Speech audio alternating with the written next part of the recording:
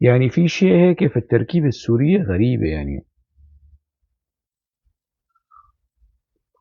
هدول المثقفين والنخب والإعلاميين المنتشرين يعني نازلين مدائح نبوية بأحمد الشرع يعني.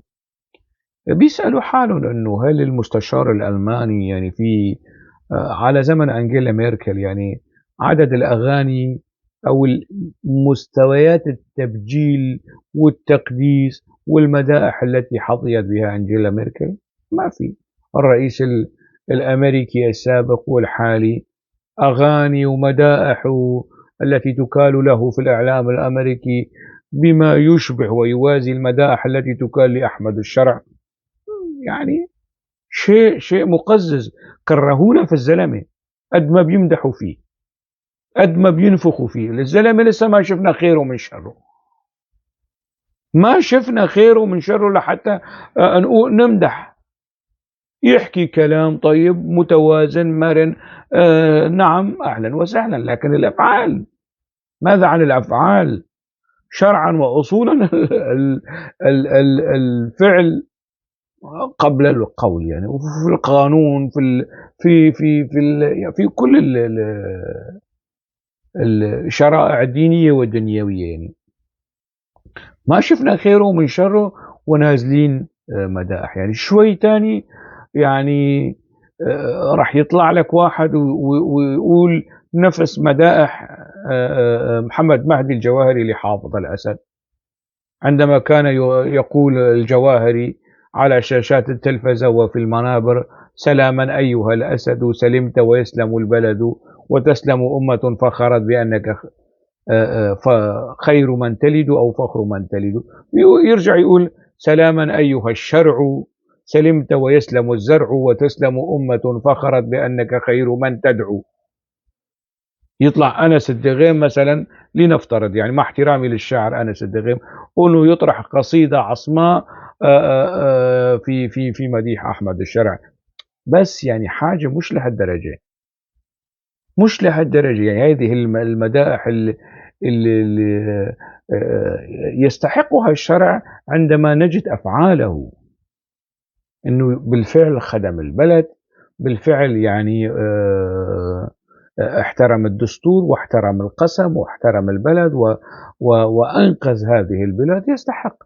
لكن أن لا يكون يعني رئيسا آبدا علينا إذا حقق نجاحات، لا. سوريا بإمكانها ولديها يعني من الكفاءات والقدرات على أن يحكمها رئيس غير أحمد الشرع مهما كان بطلا يعني، أو خدوما ومخلصا في عمله، ويعني كفؤا وعلى قدر العزم والقسم اللي أقسمه أمام السوريين على نفسه أنه يخدم هالبلد.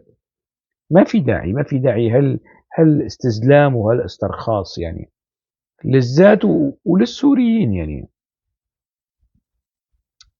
عيب المدائح يعني. يطلع لي واحد مثل ما كان يمدح صدام حسين ياس خضر بأغانيه: سيدي قد أنت رائع سيدي، ويقول هل ما يشبه هذه الأغاني في آه، أحمد الشرع؟ بطلوها، بطلوها. هاي العادة البعثية العفنة النتنة بطلوها.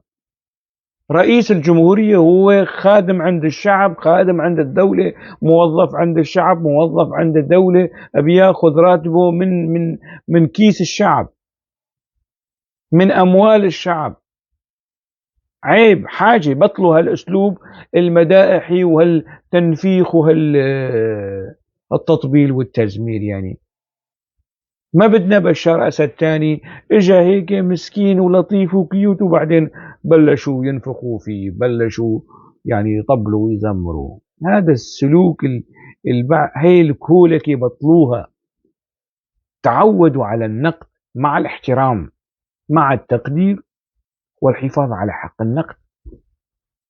توقفوا عن ذهنية الاستسلام واسترخاص الذات وتقديس وتوثين القادة والزعماء والرؤساء وهم مؤقتون يعني.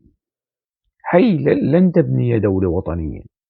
بهالثقافة، بهالكولتور، بهالعادات والأعراف والتقاليد البعثية لن تبنوا دولة وطنية، ولن تجلبوا رئيسًا وطنيًا، وراح تقتلوا الحس الوطني عند الزلمة. السلوك بهاي المدائح راح المجانية والرخيصة يعني راح تتلفوا الزلمة وتحولوه من إنسان وطني عادي يعني يريد أن يخدم بلده إلى طاغية ودكتاتور. هذا كمان يعني سلوك مشين ومعيب. أنا ما بالعالم ما في هيك شيء. حتى الموجودين في البلدان الأوروبية منذ 10 سنوات أو من 15 سنة أو من 20 سنة، شوفهم أحيانًا هيك بينزلقوا لك حتى الموجودين في تركيا يعني. إذا أردوغان صار له من 23 سنة عم يخدم بلده، وهم زعيمكم المفدى. سووا إحصاء في الأغاني التي دُبِّجت في أردوغان، ما يعني يمكن معدودة يعني، وتظهر في فترة الانتخابات. أنتم هلّأ شوي تاني وراح تبلشوا أغاني وصيحات وهوسات وما باعرف شو، ويطلع لك علي الديك وما باعرف مين ويبلش يطالع أغاني، وطالعوا الجولاني وأحمد الشرع وما باعرف شو. عيب هذا السلوك، عيب. بس بطلوا، بطلوا هالسلوك البعثي العفن النتن في مدح الزعماء والرؤساء والقادة